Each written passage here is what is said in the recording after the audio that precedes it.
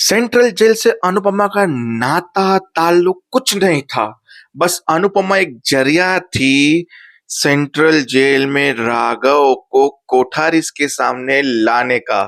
क्योंकि कोठारिस का connection central jail से है, वो भी राघव से है। क्योंकि आज बा की हवा इतनी टाइट हो गई कि आप कंफ्यूज हो जाओगे कि बा इतना क्यों रिएक्शन दे रही है।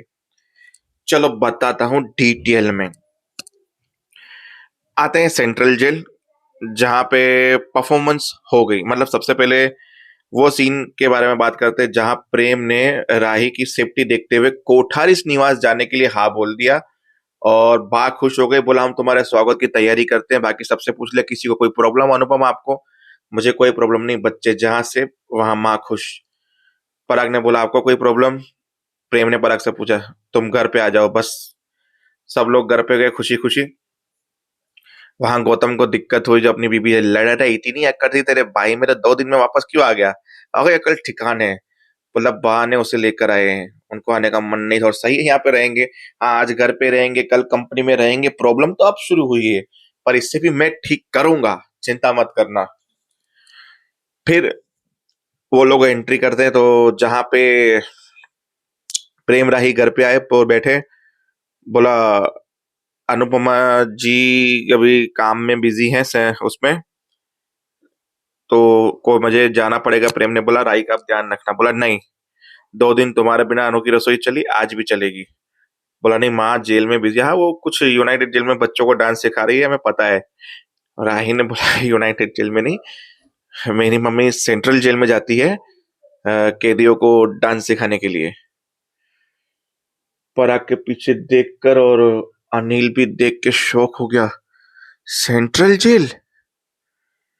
फिर बोला ठीक है तुम प्रेम कहीं नहीं जाओगे, तुम राही का ध्यान रखो और छुट्टी करो, यहीं बैठो। बाहर भाग गई और बाहर चक्कर आके गिरे, दोनों भाइयों ने पकड़ लिया। रिलैक्स बा, कुछ नहीं होगा। कुछ मतलब कुछ नहीं होगा। बा अपने कमरे में गई, फटाफट कोई गोली खाई, घबरा गई। पराग ने बोला देखो बा, ये जो राज है ना, ये राज ही है, किसी को कुछ नहीं पता चलेगा, अनुपमा जी को भी नहीं। अनिल भी आया, उसने समझाया कि बा रिलैक्स हो जाओ, आपका हाइपरपन सबको राज के बारे में बता देगा, तो इस राज को राज रहने दो। मतलब ये पॉइंट और ये सुन के मैं दौड़ी लेकिन शौक हो गया है, ये हो क्या रहा है सीरियल में। फिर एनुअल फंक्शन दिखाया नहीं गया, डायरेक्टली हो गया। जहां बस अनुपमा को गुलदस्ता मिला, अनुपमा की सब तारीफ कर रहे थे और मिनिस्टर आके बोलते देखो बहुत पुण्य का काम किया है। और जेल में लोगों का डांस परफॉर्मेंस देख के लग नहीं रहा था कि कैदी इतना अच्छा डांस करेंगे। आपकी इम्प्रूवमेंट बहुत अच्छी है और इस इम्प्रूवमेंट को देखकर मैं दूसरे अच्छे अच्छे जेलों में आपको इम्प्रूवमेंट करवाना चाहता हूँ कि उन जेल को भी इम्प्रूवमेंट कीजिए, उन जेल को भी कैदियों को डांस सिखाइए। आई नो कि ये सोशल वर्क है, पर फ्री में हम बिल्कुल नहीं करवाएंगे। आप जितना बोलोगे आपको हम उतना पैसा देंगे और एक्सपेंस भी देंगे आने जाने का, हर जगह का आपका जो भी होगा। हफ्ते में 1-2 बार तो कीजिए कीजिए। अनुपमा बोले घबराइए मत, चिंता मत कीजिए, सोच समझ के जवाब दीजिए, बता दीजिएगा मेरा इंसान आपको पास लिस्ट लेकर और कहाँ कहाँ जाना है बता देगा। अनुपमा सोचे कान्हा जी ये कैसी लीला रच रहे हैं आप मेरे साथ। मतलब जेल में ही डांस और फिर दूसरी जेल में भी डांस। ये जेल में डांस कराने का आइडिया कहाँ से आ रहा है आपके पास, जो मेरे को थ्रू बना रहे हैं आप। अब पता नहीं कौन सा नया जेल, कौन सा नया अध्याय शुरू होगा अनुपमा की लाइफ में, पर एक नया जेल अनुपमा के लिए रेडी है। और वहीं राघव की खाना खाते जब अनुपमा निकल रही थी अपना पेमेंट लेके, तो राघव को बोल दिया कि देखो सरकारी ने ऑर्डर दे दिया है, अब मैं सरकार के ऑर्डर को नहीं वो कर सकता, ज्यादा तुम्हें सजा दे नहीं सकता क्योंकि तुम्हारी सजा ऑलरेडी पहले ही खत्म हो चुकी है। तुम एक्स्ट्रा पे यहाँ पे हो तो अब कल तुम्हारी रिहाई हो रही है। बोला मुझे रिहा मत करो, मेरी बाहर की दुनिया में कोई नहीं। पैर हाथ जोड़े वहां पे तमाशा क्रिएट किया, पर जेलर ने नहीं सुना। बोला क्या हुआ। बोला बाहर में इसकी माँ जो है वो मर चुकी है, बीबी को इसने खुद मारा है, बाहर की दुनिया में कोई है नहीं अपना, इसके लिए जाना नहीं चाहता। और कितनी सजाएं मैं इसकी वो करवा दूं एक्स्ट्रा, इसकी सजा कब की पूरी हो चुकी है। फिर वो रिहा होता है तो जेलर खुश हो जाता है कि आज मेरे जेल में कोई हीरो बन था, मुझे पता भी नहीं है। राघव की शक्ल पूरी डिफरेंट थी नॉर्मल कपड़ों में। और बोले प्लीज सुनिए, अभी भी बात बोल रहा हूँ, सुनिए मुझे मत जाने दीजिए। बोला तू सुन, मेरी रिस्पेक्ट कर पहले तो, और मैं जो बोल रहा हूँ वो सुन और तुम जा यहाँ से। तो राघव निकलता है जेल से बाहर, जहाँ अनुपमा जेल से निकलते हुए मंदिर से होते हुए निकलती है, जहाँ भगवान से प्रार्थना करती है कि सब कुछ ठीक हो जाए, राही प्रेम घर पे चले जाए, सब कुछ नॉर्मल हो जाए, कोई भी किसी को कोई दिक्कत ना हो। वहां प्रेम राही को बोलता है कि मैंने डिसीजन लिया। बोला इट्स ओके, तुम्हारे डिसीजन में मैं साथ हूँ तुम्हारे। अपनों की वैल्यू अपने पास आ ही जाएगी, क्योंकि बा ने भी प्रॉमिस किया कि मैं तुम्हारी खुशियों के बीच में नहीं आऊंगी, आप वापस आ जाओ घर पे। तो आ गए वो लोग। अब एक माँ है, जब अनुपमा दर्शन करके निकली तो उसे टक्कर हो गई और राघव का फोटो नीचे गिरा। जब अनुपमा ने उस बाघ को बिठाया, रिलैक्स करवाया, पानी पिलाया, फोटो उठाकर देख रही थी, तो अनुपमा को शक हुआ ये फोटो राघव का है। फिर बोला ये फोटो मेरे बेटे का है, एक बार मिलने के लिए तरस रही हूँ, कितने सालों से इसने मुझे दूर रखा है। क्या नाम बताया आपने बेटे का? राघव। कहाँ है? जेल में है। इसने मुझे मना किया था, अगर तुम मुझसे मिलने आओगी तो मैं अपने आप को कुछ कर दूंगा।